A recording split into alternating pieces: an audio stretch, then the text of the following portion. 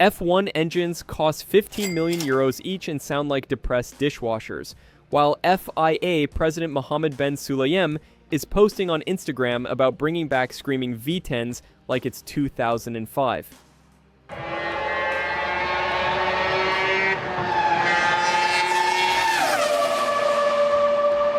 But here's the kicker. There's a secret working group evaluating V10 returns. Manufacturers are panicking about $200 million R&D costs, and Max Verstappen just casually mentioned he'd race longer if engines made proper noise again. This is F1's biggest identity crisis since they tried to make DRS zones exciting. We've got nostalgic fans demanding ear-splitting V10s, manufacturers threatening mutiny over costs, and the FIA playing mechanical matchmaker while everyone argues about thermal efficiency like it's a dating app preference. But first, let me show you exactly how bonkers the current situation has become. Current F1 engines cost more than a small country's defense budget, 15 million euros per power unit, multiple units per season, and get this, R&D costs are hitting $200 million per manufacturer. Mohammed bin Sulayem dropped that bombshell at Silverstone, and you could practically hear accountants crying worldwide. The beautiful irony, these V6 turbo hybrids are technically more powerful than the beloved V10s everyone's nostalgic about. Mercedes' Andy Cowell confirmed they produce 10% more power than V8s and match V10 output while using half the fuel. But thermal efficiency doesn't get your heart racing on Sunday afternoon. Honda, the company that makes engines for everything from lawnmowers to jets, admits they're struggling with 2026 regulations. When Honda says they're struggling, you know we've reached peak engineering complexity. It's like Stephen Hawking saying quantum physics is a bit tricky. Which brings us to the most unlikely social media campaign in motorsport history. Mohammed bin Sulayem is conducting F1 policy via Instagram posts. He literally posted about the roaring sound of the V10 running on sustainable fuel like he's promoting a new album drop. When F1 officials start using social media for regulation hints, you know we're in uncharted waters. The FIA has established an actual working group to evaluate V10 returns. Not thinking about it, they've created official committees. German reports suggest increasingly serious plans to potentially scrap 2026 regulations entirely and jump to V10s by 2028. The proposed timeline is insane. Extend current engines through 2027, then V10s for 2028. It's like canceling Christmas because you remembered how good Halloween was. The technical argument is compelling. V10s would be simpler, cheaper, lighter, and wouldn't require hybrid complexity. Plus, companies like Cosworth could build competitive V10s, reducing F1's dependence on manufacturer mood swings. It's like going from needing a PhD to operate something to making it weekend DIY project. But here's where this romantic engine fantasy crashes into financial reality. Manufacturers are having about as much enthusiasm for V10 returns as Ferrari has for logical race strategies. Mercedes, Honda, and others have invested hundreds of millions in 2026 development.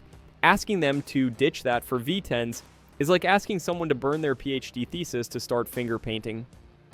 Mercedes presents the biggest problem. They've already switched off current engine production beyond 2025. They can't supply extended current regulations because they've gone full commitment to 2026. It's like someone who burned all their bridges and then realized they might need to cross back. Audi is the elephant in the room. They're joining F1 specifically for 2026 regulations. They don't have a current engine to fall back on. If F1 extends current regs to 2028, Audi becomes that person who shows up to a party that got cancelled, but nobody told them. Here's the delicious irony. Ferrari, initially supportive of V10 returns, is now backing away as reality sets in. When even Ferrari, the team most associated with engine passion, starts having second thoughts, you know, the math doesn't add up. The cost argument cuts both ways. V10s might be 50% cheaper to develop, but manufacturers have already spent the 2026 money. It's like complaining about restaurant prices after you've ordered the 7-course tasting menu. But wait, because the FIA just threw us another curveball nobody saw coming, the V8 argument is surprisingly solid. Lighter than V10s, cheaper than hybrids, road relevant for manufacturers, still makes proper noise. It's the perfect engine format, and not too complex, not too simple, just right for everyone to be mildly satisfied. Ben Sulayem claims teams are realizing it's the right way, and he's very optimistic about V8s by 2029. That's classic negotiation tactics. Start extreme V10s, then present the reasonable compromise V8s. That was probably your real target all along. Pat Simons, former F1 technical chief and current Cadillac consultant, thinks V8s make more racing sense than V10s. The V10 is not necessarily a good racing engine. A V8 probably is. When the guy designing Cadillac's F1 entry prefers V8s, that's serious engineering credibility talking. The proposed format includes mild hybridization and fuel flow limits, not completely retro, but definitely simpler.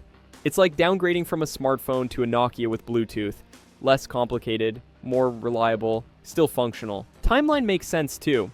2026 proceeds as planned, but shortened to 3 years, making way for a V8s by 2029. Everyone gets some return on 2026 investments while preparing for the next change. It's like agreeing to stay in a relationship 3 more years while both parties plan exit strategies. But here's what nobody's talking about, the real reasons this might happen. The FIA wants to reduce dependence on manufacturers who can bail whenever their boardrooms get nervous. Remember 2008 to 2009? Honda, BMW, Toyota all vanished within 12 months, leaving teams scrambling. V8s would democratize engine supply. Anyone with decent engineering skills could build competitive engines without needing hybrid expertise. It's supply chain independence disguised as nostalgia. The weight issue is massive, but nobody mentions it. Current cars weigh 900 kilograms at race start, which is 200 kilograms heavier than Indy cars. Removing hybrid systems could drop 150 kilograms instantly, making cars nimble again. Fans complain about cars being too big, then wonder why overtaking is difficult. Netflix factor is real. Drive to Survive brought millions of new fans who don't understand energy deployment, but definitely understand loud engine or exciting. When your sports growth depends on casual engagement, thermal efficiency loses to visceral experience. Here's the cynical take. This whole V10 V8 discussion might be negotiation theater. Float the idea of going backwards to make manufacturers more agreeable to tweaking 2026 regulations. The sustainable fuels angle is brilliant PR cover. You can't argue against environmentally friendly V10s without seeming anti-noise and anti-planet. It's perfect political camouflage for what's essentially a popularity contest.